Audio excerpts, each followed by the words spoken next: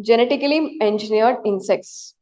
There is a guidelines for genetically engineered insects issued by Department of Biotechnology in April 2023, provide procedural roadmaps for those interested in creating genetically engineered insects but have issues. Okay. Now, what is genetically engineered meaning? With the help of biotechnology, we are genetically changing or manipulating the DNA. Okay, DNA of organisms so that we could use it for our benefits, right?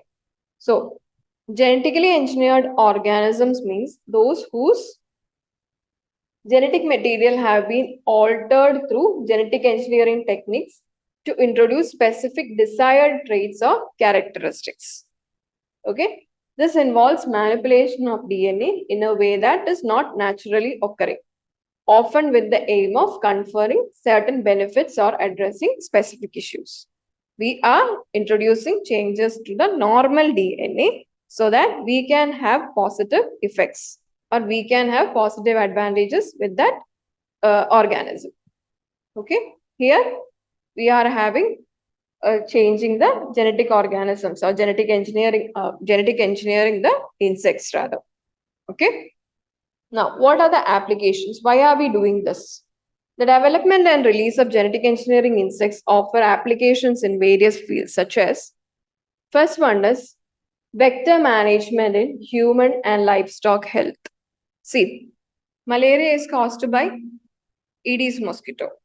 Okay, it is not caused by Aedes mosquito. Aedes mosquito act as a vector for Plasmodium. Okay, Plasmodium is a protozoa. Plasmodium is the actual reason for malaria. It is a protozoa. It is transmitted by mosquitoes. Okay, so mosquito act as a vector.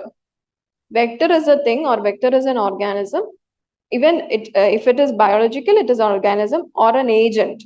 It could be wind as well. It could be mechanical as well. Anything. An agent which is responsible of transmission of diseases is the vector. Okay. So, vector management could be done in human and livestock health. What if this vector could be managed? What if this malaria, Aedes mosquito could be managed? I was asking an example. I was taking an example. What is the vector which is causing or which is spreading the infection is genetically altered? It won't help in the spread of this thing, Plasmodium, right? So thus the diseases could be controlled. So by genetically altering the insects or vectors which are responsible for transmission of diseases, we can control the disease. Thus, our health, human health and also livestock health could be better. Okay. Next, management of major crop pest, similar to that of the pest could also be, pests are also insects, right? So in crops, they create major loss to the agriculture. So what if they could be engineered and their DNA is changed so that the disease is not affected? They are not able to transmit the disease. Okay. Next one is maintenance and improvement of human health and environment through reduction in usage of chemicals. Now, we are altering the major cause of the disease. So, will it need, even the cause is faded out or phased out, we need additional chemicals for phase out it? No. That means the chemical use will also be reduced. So, in human health, here the chemical usage could be reduced. Human, both in organisms, livestock as well, animals as well. Okay. So these are some of the applications with which if we have modified or if we develop genetically engineered insects that could be applied. Vector management when it considers human and livestock health, then management of crop pests, etc. And also in maintaining and improving health by reducing the use of chemicals, etc. Okay. Also, production of proteins for healthcare purposes. Proteins could also be produced. Okay.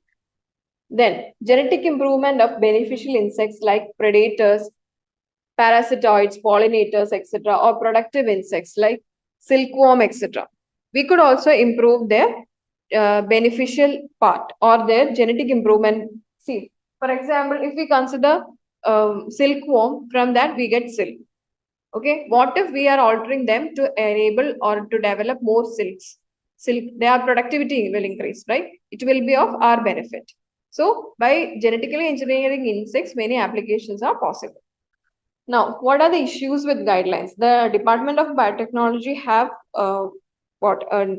have reported or have given guidelines for the changes in the genetic engineering insects, but the guidelines have certain problems. The guidelines lacks the specificity in the purpose of for which genetic engineering insects may be approved in India.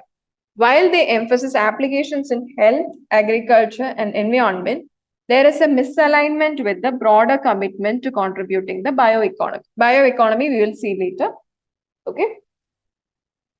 So they are giving guidelines for the genetically engineered insects. Okay, but the guidelines is not proper. They have given guidelines for changes or usage in health, environment, etc. We have seen the applications as well, right? But the actually that is not defined. In which context which engineering could be used is not actually defined. Okay, this creates uncertainty for researchers. These guidelines are limited to research and don't address the confined trials or deployment. As we know that if we create something, there need to be trial done.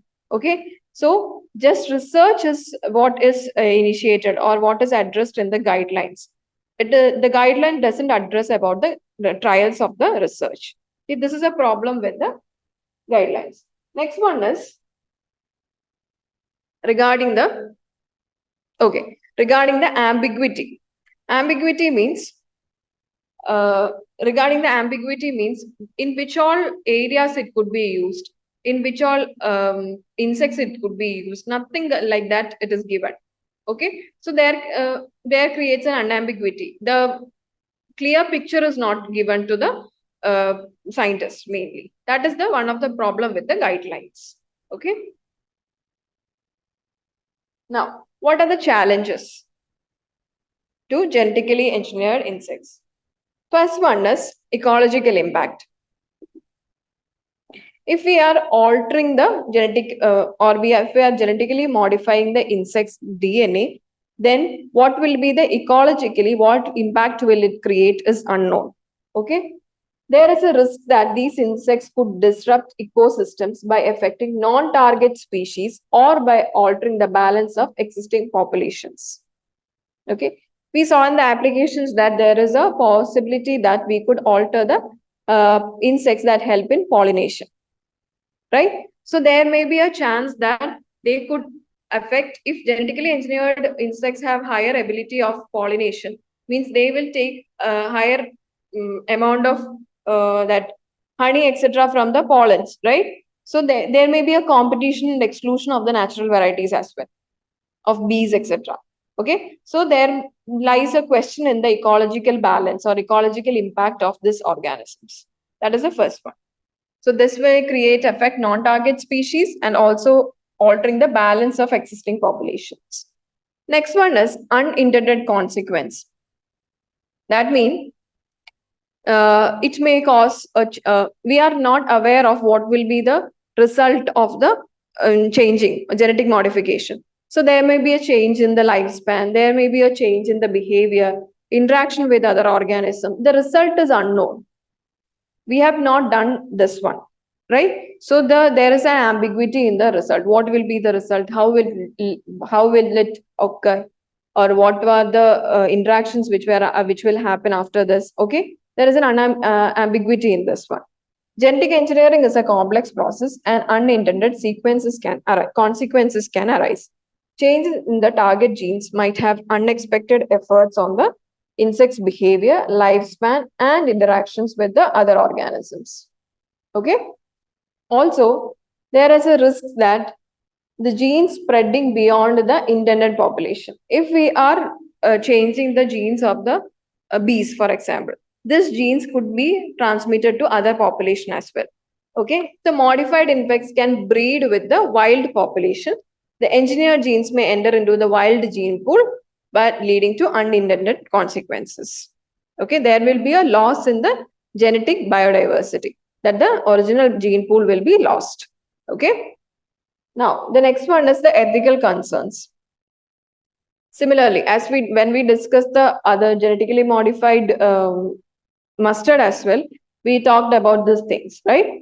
So, or morality of altering the genetics of the living organism is of ethical concerns to many. Lies an ethical concern for the genetic modification as always. Okay. Some people are concerned about the morality of altering the genetics of living organism, particularly when it involves their release to the environment. These all are similar to that of what we studied when we in the genetically modified mustard, etc. Okay. Now, regulatory challenges. Developing regulatory framework for genetically engineered insects can be challenging.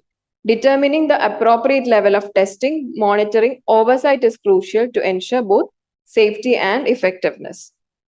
So the regulatory bodies also, what is a regulatory body for genetically engineered plants or modified organisms?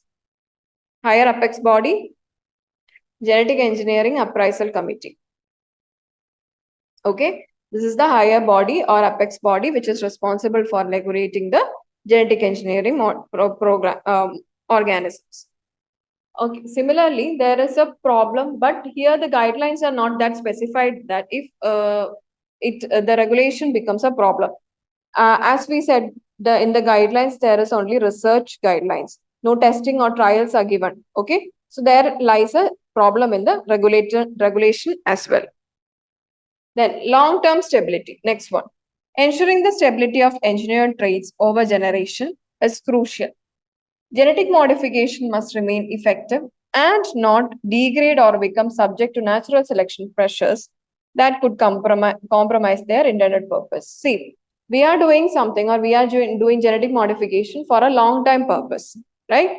When we consider the genetically modified mustard, we said that after 11 generation, we will have the crop yield according to our need, right? So after 11 generations, we will have a crop need what we needed. And it will further gets transmitted from the first generation to the another, from 11th generation to 12th generation and after that. So we need something which need to be transmitted from generations over generations in the same way. Okay, so this is a problem. There lies a question whether there will be long-term stability or not, or there will be in between a natural selection, meaning which will be fit for the nature. Okay, both which will survive and fit for the nature. With where there will be a selection by the nature or not, where there will be a question or not regarding the stability. Okay, this is another question regarding the challenges. Okay. Next one, cost and scalability. Developing and implementing genetically engineered insect technologies can be expensive. Ensuring cost effectiveness and stability for large-scale application, such as disease vector control, is ongoing challenge. The cost is higher, so we need to have an effective cost management, etc. As we said that this is the first time something is like this is initiated in the country. So there lies many challenges, be it regarding the regulating system, be it regarding the cost effectiveness. And even when we see the budgetary allowance for biotechnology, the budgetary allowance is very negligible. Okay. And only when the case of COVID-19 times, there was a 0.01% increase in the budgetary allowance when in case of this biotechnology. Okay. So there lies many challenges, be it in funding, be it in regulatory programs, and the guidelines are not that definite regarding the trials, etc. And also, we don't know the ecological verifications or how the ecologically impactful the creation will be. Okay, the change or alteration will be.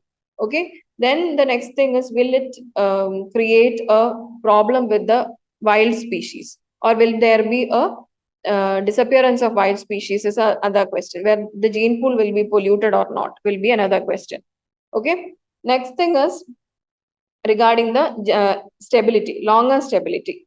Will it be transferred from the generation to generation, or will there be a natural selection and this ability of the organism will be eliminated or not is the question. Okay. Next are the way forward. As we said that there is a lack of clarity in the guidelines and the policy making. So there should be a comprehensive and clear policies for achieving the ambitious goal set for bioeconomy.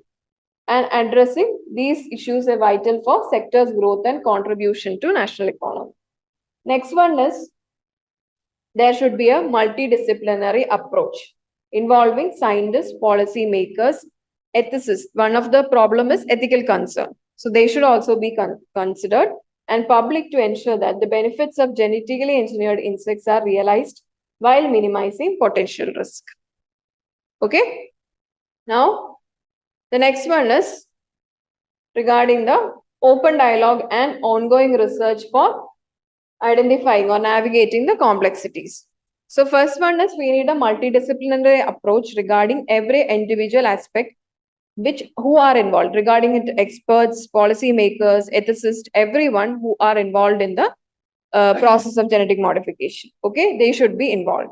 Next one is we should be have an open research and ongoing research and open dialogue for this. Next one, the policies should be clear.